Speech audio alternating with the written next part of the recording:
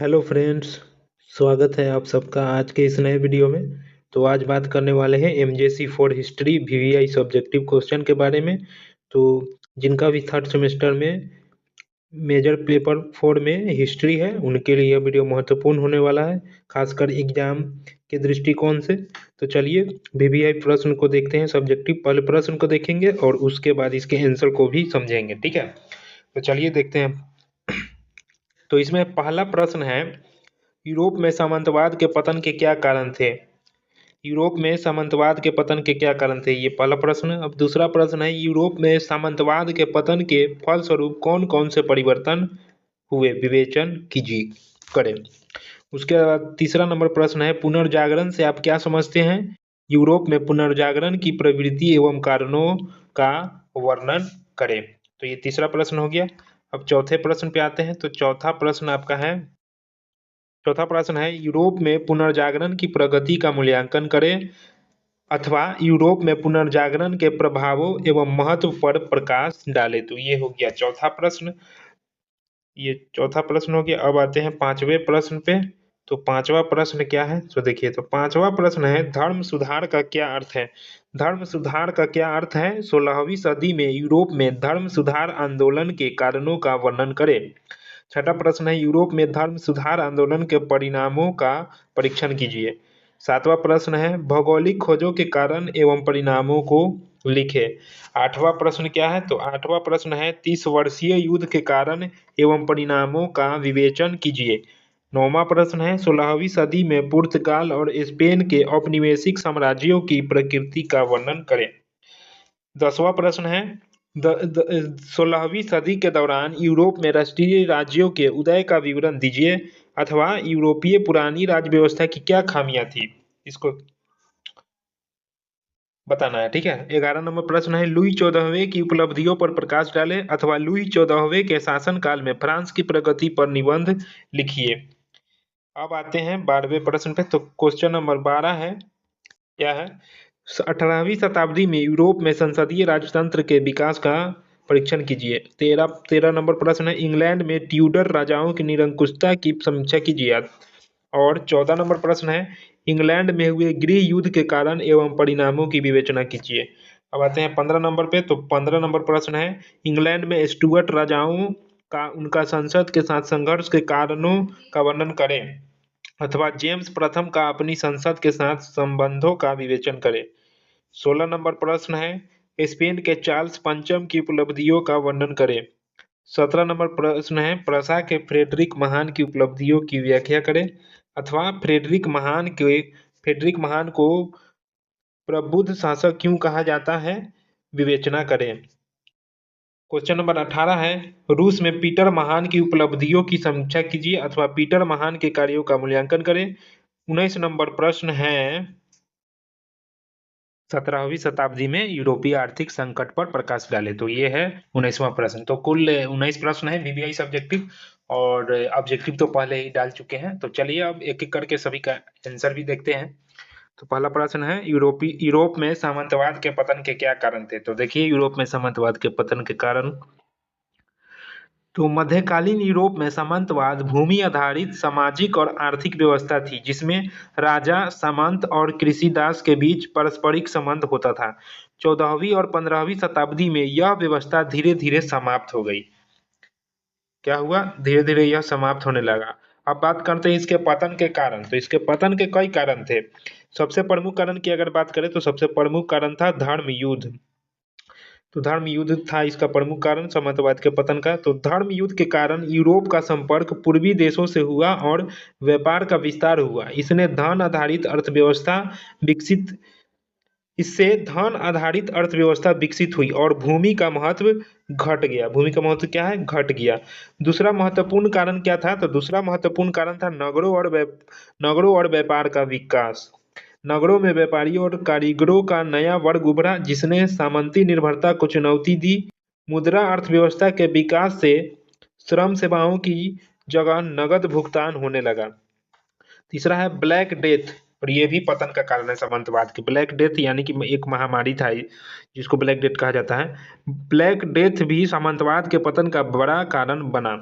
इससे जनसंख्या कम हुआ और श्रमिकों की कमी हो गई, जिससे किसानों की स्थिति मजबूत हुई और वे सामंती बंधनों से मुक्त होने लगे। तो ये कारण था। इसके अतिरिक्त इसका कारण था राष्ट्रीय राजतंत्रों का उदय भी महत्वपूर्ण था। राजाओं ने केंद्रीकृत प्रशासन और अस्थायी सेना बनाकर सामंतों की शक्ति कम कर दी। इंग्लैंड और फ्रांस में किसान विद्रोह भी हुए, जिन्होंने सामंती शोषण को क्या कर दिया, चुनौती दिया। इस प्रकार आर्थिक, सामाजिक और राजनीतिक परिवर्तनों ने मिलकर सामंतवाद की नींव को कमजोर किया और आधुनिक यूरोप के निर्माण का मार्ग प्रशस्त किया। अब दूसरा प्रश्न है यूरोप में सामंतवाद के पतन के परिणाम। तो यूरोप में जब सामंतवाद का पतन हुआ तब उसका क्या परिणाम हुआ, तो देखिए क्या परिणाम हुआ। सामंतवाद के पतन ने यूरोप की सामाजिक, आर्थिक और राजनीतिक व्यवस्था को पूरी तरह बदल दिया, मतलब नया दिशा दे दिया। सबसे महत्वपूर्ण परिणाम राष्ट्रीय राज्यों का उदय था। सामंतों की शक्ति घटने से राजाओं ने केंद्रीकृत शासन स्थापित किया, जिससे आधुनिक राष्ट्र राज्य बने। दूसरा महत्वपूर्ण परिणाम क्या हुआ, तो दूसरा महत्वपूर्ण परिणाम हुआ मध्यम वर्ग यानी कि बुजुर्ग वर्ग का विकास था। व्यापारी, उद्योगपति और पेशेवर वर्ग आर्थिक रूप से शक्तिशाली हुए और समाज में उनका प्रभाव बढ़ा। इससे पूंजीवादी और बाजार आधारित अर्थव्यवस्था का विकास हुआ। इसके पतन से तो बहुत फायदा हुआ सामंतवादी व्यवस्था के पतन से। सामंतवाद के पतन से किसानों की स्थिति में भी सुधार हुआ।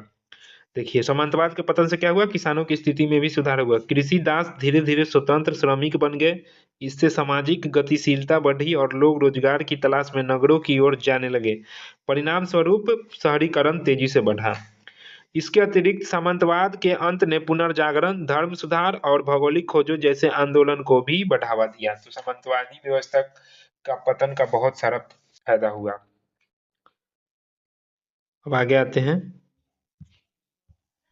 लोगों में नई सोच, वैज्ञानिक दृष्टिकोण और स्वतंत्रता की भावना विकसित हुई। सामंतवाद के पतन से बहुत सारा फायदा हुआ।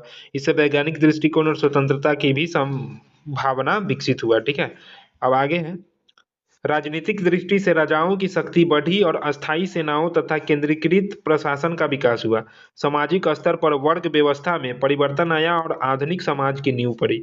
इस प्रकार सामंतवाद का पतन केवल एक व्यवस्था का अंत नहीं था, बल्कि आधुनिक यूरोप की शुरुआत का महत्वपूर्ण चरण भी था। ठीक है, अब आगे आते हैं।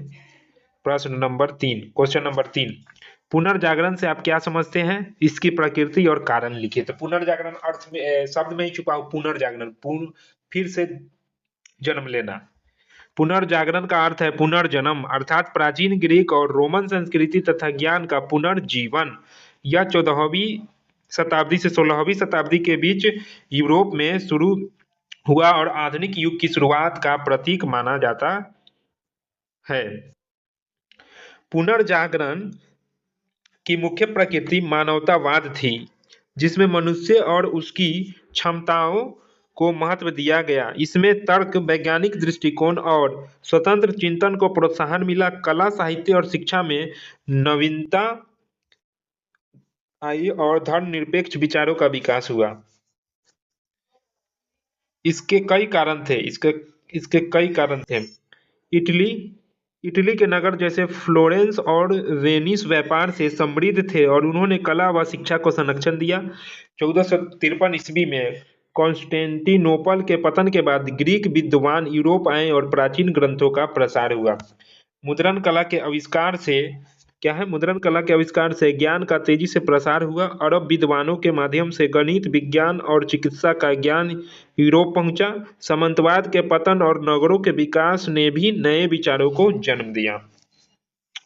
इस प्रकार पुनर्जागरण ने मध्यकालीन अंधविश्वास को समाप्त कर तर्क, विज्ञान और मानव केंद्रित दृष्टिकोण को बढ़ावा दिया। अब चौथा प्रश्न है, यूरोप में पुनर्जागरण के प्रभाव और महत्व पर प्रकाश डालिए। यूरोप में पुनर्जागरण के क्या प्रभाव थे, उसके महत्व पर प्रकाश डालिए। पुनर्जागरण ने यूरोप के जीवन के सभी क्षेत्रों को गहराई से प्रभावित किया। इसका सबसे महत्वपूर्ण प्रभाव कला और साहित्य का विकास था।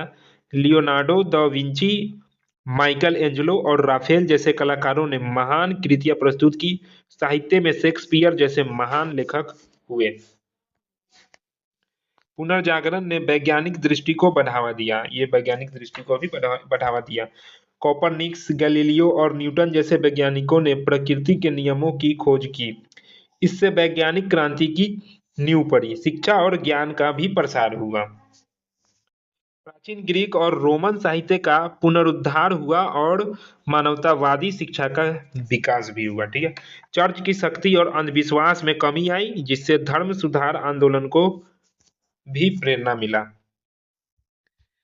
पुनर्जागरण ने क्या है, पुनर्जागरण ने भौगोलिक खोजों को भी प्रेरित किया। नए समुद्री मार्गों की खोज हुई और यूरोप का विश्व से संपर्क बढ़ गया। आर्थिक और सामाजिक जीवन में परिवर्तन आया। इस प्रकार पुनर्जागरण ने मध्यकालीन समाज को आधुनिक वैज्ञानिक और मानवतावादी समाज में बदल दिया। यह आधुनिक यूरोप के निर्माण का आधार बना। प्रश्न नंबर 5, धर्म सुधार आंदोलन का अर्थ क्या है? 16वीं सदी में इसके क्या कारण बताइए। तो धर्म सुधार आंदोलन का क्या अर्थ है? देखिए, धर्म सुधार आंदोलन 16वीं सदी में यूरोप में चर्च की बुराइयों के विरुद्ध शुरू हुआ एक धार्मिक आंदोलन था। इसका उद्देश्य ईसाई धर्म में सुधार करना और चर्च के भ्रष्टाचार को समाप्त करना था। इस आंदोलन का मुख्य कारण चर्च का भ्रष्टाचार था। पादरी विलासिता का जीवन जीते थे और पाप मोचन पत्र बेचते थे। इससे जनता में असंतोष बढ़ गया। पुनर्जागरण के कारण लोगों में तर्क और आलोचनात्मक सोच विकसित हुई, जिससे उन्होंने चर्च की नीतियों पर भी प्रकाश उठाया। मार्टिन लूथर ने 1517 ईस्वी में अपने 95 सिद्धांत प्रकाशित कर इस आंदोलन की शुरुआत की। राजाओं ने भी चर्च की शक्ति कम करने के लिए इस आंदोलन का समर्थन किया, क्योंकि चर्च राजनीतिक मामलों में हस्तक्षेप करता था। मुद्रण कला के विकास से सुधार के विचार तेजी से फैल गया। इस प्रकार धार्मिक, सामाजिक और राजनीतिक कारणों ने मिलकर धर्म सुधार आंदोलन को जन्म दिया। अब छठा प्रश्न है, यूरोप में धर्म सुधार आंदोलन के परिणामों का परीक्षण कीजिए। धर्म सुधार आंदोलन के यूरोप पर गहरे प्रभाव पड़े। सबसे महत्वपूर्ण परिणाम यह था कि ईसाई धर्म दो भागों में विभाजित हो गया, कैथोलिक और प्रोटेस्टेंट। इससे धार्मिक एकता समाप्त हो गई। धार्मिक एकता क्या हो गया? समाप्त हो गया। दो अलग अलग ग्रुप में बट गया। पोप और चर्च की शक्ति कम हो गई और राजाओं की शक्ति बढ़ गया। क्या हुआ? पोप और चर्च की शक्ति जो है कम हो गया और किसका शक्ति बढ़ गया? राजा का। कई देशों में राष्ट्रीय चर्च स्थापित हुए। धार्मिक युद्ध और संघर्ष भी हुए, जैसे 30 वर्षीय युद्ध। इस आंदोलन से धार्मिक सहिष्णुता और व्यक्तिगत आस्था की स्वतंत्रता का विकास हुआ। शिक्षा और बाइबिल के अध्ययन को बढ़ावा मिला। इस प्रकार धर्म सुधार आंदोलन ने यूरोप की धार्मिक, राजनीतिक और सामाजिक व्यवस्था को बदल के रख दिया। 7वां प्रश्न है, 15वीं और 16वीं शताब्दी में यूरोप में भौगोलिक खोजों का युग शुरू हुआ। इसका क्या है? 7वां प्रश्न, भौगोलिक खोजों के कारण एवं परिणाम लिखिए। भौगोलिक खोजों के कारण एवं इसके परिणाम लिखिए। तो 15वीं और 16वीं शताब्दी में यूरोप में भौगोलिक खोजों का युग शुरू हुआ। इसका मुख्य उद्देश्य नए समुद्री मार्गों और व्यापारिक क्षेत्रों की खोज करना था। भौगोलिक खोजों का प्रमुख कारण एशिया के मामलों रेशम और सोने की बढ़ती मांग थी। तुर्कों द्वारा पारंपरिक स्थल मार्गों पर नियंत्रण होने से यूरोपियों को नए समुद्री मार्ग खोजने पड़े। पुनर्जागरण की जिज्ञासा और साहसिक भावना ने भी खोजों को प्रेरित किया। नौवहन तकनीक में सुधार, जैसे कंपास और बेहतर जहाज, ने लंबी समुद्री यात्राएं संभव बना दी। इन खोजों के परिणाम अत्यंत व्यापक थे। इसका क्या क्या परिणाम था? सो देखिए, अमेरिका की खोज और नए महाद्वीपों के संपर्क से विश्व व्यापार का विस्तार हुआ। यूरोपीय देशों ने एशिया, अफ्रीका और अमेरिका में उपनिवेश स्थापित किए, जिससे उपनिवेशवाद का विस्तार हुआ। सोना, चांदी और नए संसाधनों के आगमन से यूरोप की अर्थव्यवस्था भी मजबूत हुई। हालांकि इसके नकारात्मक परिणाम भी थे। उपनिवेशों में स्थानीय लोगों का शोषण हुआ और उनकी संस्कृति को भी नुकसान पहुंचा। दास प्रथा का विस्तार हुआ और यूरोपीय प्रभुत्व स्थापित हुआ।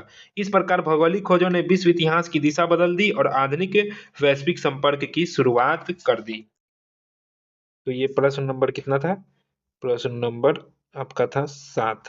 ठीक है, प्रश्न नंबर कितना है? तो प्रश्न नंबर 7।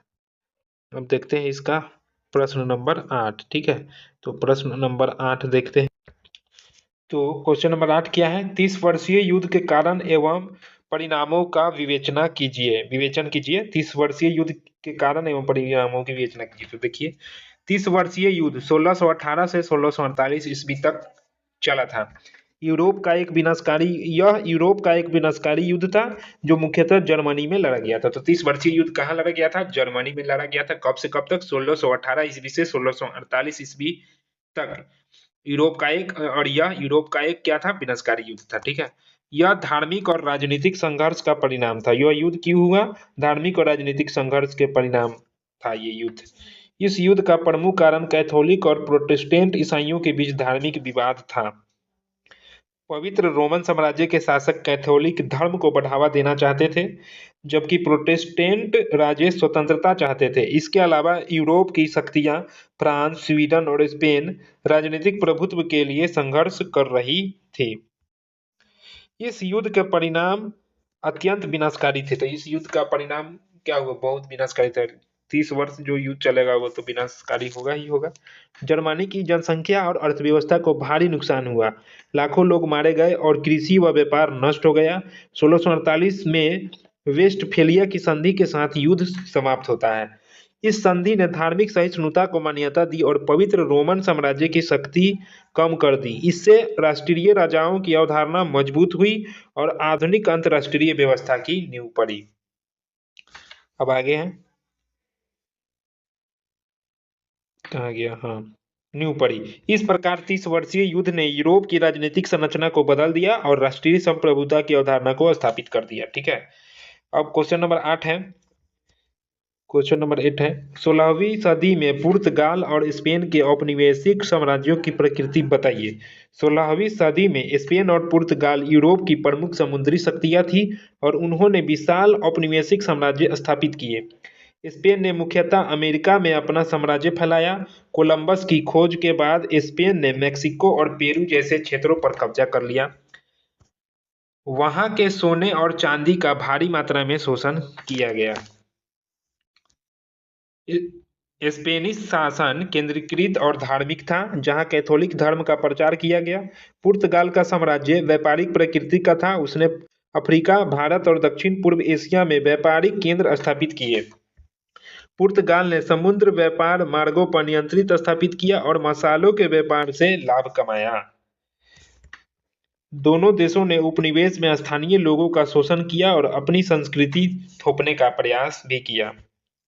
उपनिवेशवाद ने यूरोपीय प्रभुत्व और वैश्विक व्यापार के विस्तार को बढ़ावा दिया।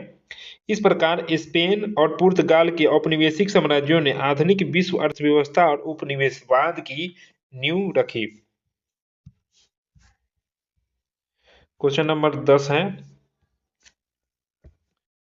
16वीं सदी में यूरोप में राष्ट्रीय राज्यों के उदय का वर्णन कीजिए। 16वीं सदी में यूरोप में आधुनिक राष्ट्रीय राज्यों का उदय हुआ। मध्यकालीन सामंती व्यवस्था के पतन के बाद केंद्रीकृत शासन की आवश्यकता बढ़ गई। राजाओं ने अस्थायी सेना और व्यवस्था स्थापित कर सामंतों की शक्ति को कमजोर किया। फ्रांस, इंग्लैंड और स्पेन जैसे देशों में मजबूत राजतंत्र स्थापित हुए। राष्ट्रीय भाषा, संस्कृति और पहचान का विकास हुआ, जिससे लोगों में राष्ट्र के प्रति निष्ठा बढ़ गई। आगे है, धर्म सुधार आंदोलन ने भी राष्ट्रीय राज्यों को मजबूत किया। कई देशों ने अपने राष्ट्रीय चर्च स्थापित किए और पोप की सत्ता को भी चुनौती दिया। इस प्रकार राजनीतिक केंद्रीकरण और राष्ट्रीय भावना के विकास से आधुनिक राष्ट्र राज्यों का निर्माण हुआ। प्रश्न नंबर 11 है। तो क्वेश्चन नंबर 11 क्या है? क्वेश्चन नंबर 11 है, लुई 14वें की उपलब्धियों पर प्रकाश डालिए। याद रखिए, इसमें जो भी प्रश्न बताया गया ना वो बहुत इंपॉर्टेंट है और एग्जाम में टकराने की पूरी संभावना है। तो आप लोग ध्यान से इस वीडियो को देखिएगा। लुई 14वां फ्रांस का शक्तिशाली शासक था, जिसे निरंकुश राजतंत्र का प्रतीक माना जाता है। उसने कहा, मैं ही राज्य हूँ। कौन कहा? लुई 14वां। उसने केंद्रीकृत प्रशासन स्थापित किया और सामंतों की शक्ति कम की। वर्साय महल का निर्माण कराया, जो उसकी शक्ति और वैभव का प्रतीक था। उसने फ्रांस की सेना को मजबूत बनाया और कई युद्ध भी लड़े। कला साहित्य और संस्कृति को संरक्षण दिया, जिससे फ्रांस यूरोप का सांस्कृतिक केंद्र बना। हालांकि उसके युद्धों और विलासिता से आर्थिक संकट भी उत्पन्न हुआ, ये बात याद रखिएगा। क्वेश्चन नंबर 12 है, 18वीं सदी में यूरोप में संसदीय राजतंत्र के विकास का परीक्षण कीजिए। 18वीं सदी में इंग्लैंड में संसदीय राजतंत्र का विकास हुआ। 1688 की गौरवपूर्ण क्रांति के बाद राजा की शक्ति सीमित हो गई और संसद सर्वोच्च बन गई। राजा संसद की सहमति से शासन करने लगा। नागरिक अधिकारों और कानून के शासन को भी महत्व मिला। इससे लोकतंत्र और आधुनिक शासन प्रणाली की नींव पड़ी। अब आते हैं क्वेश्चन नंबर 13 पे। तो क्वेश्चन नंबर 13, इंग्लैंड में ट्यूडर राजाओं की निरंकुशता की समीक्षा कीजिए। तो देखिए, ट्यूडर वंश के शासकों हेनरी कितना है, हेनरी 8वां और एलिजाबेथ प्रथम ने मजबूत केंद्रीकृत शासन स्थापित किया। ये प्रथम नहीं है, सॉरी, एलिजाबेथ है। हेनरी 8 और एलिजाबेथ ने मजबूत केंद्रीकृत शासन स्थापित किया।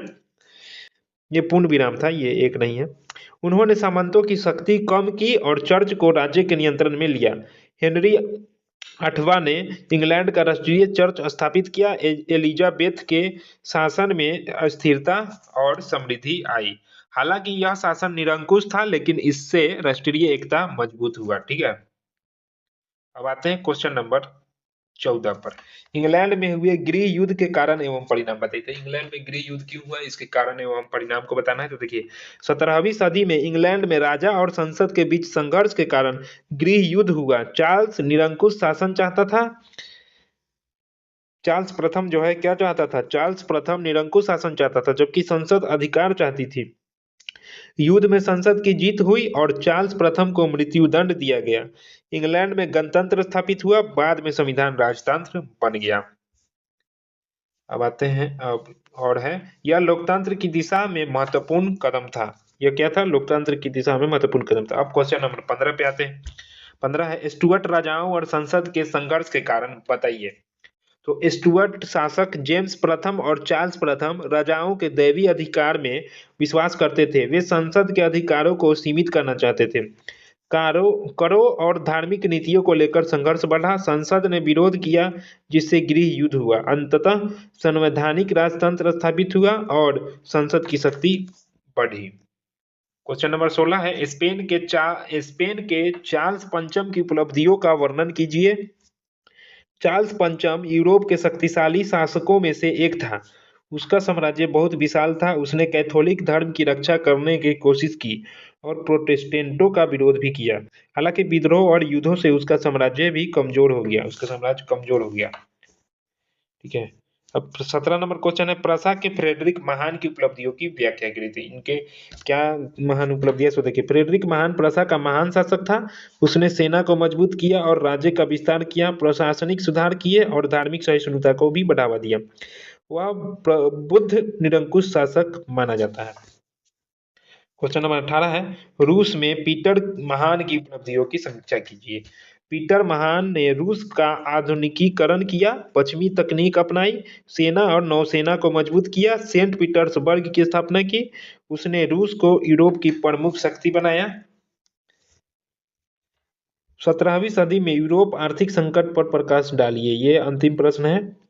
17वीं सदी में यूरोप आर्थिक संकट से गुजरा। युद्ध, महंगाई, कृषि संकट और जनसंख्या में गिरावट इसके कारण थे।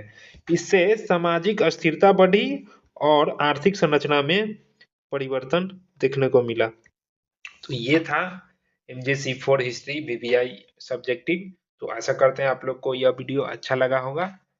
तो अब आप लोग एग्जाम की तैयारी में लग जाइए, क्योंकि बहुत ही कम समय बचा है एग्जाम होने में। जैसा कि पता है कि 20 मार्च से एग्जाम होने की संभावना है। तो आप लोग इस वीडियो को ज़्यादा से ज़्यादा शेयर कीजिए और चैनल को भी सब्सक्राइब कीजिए।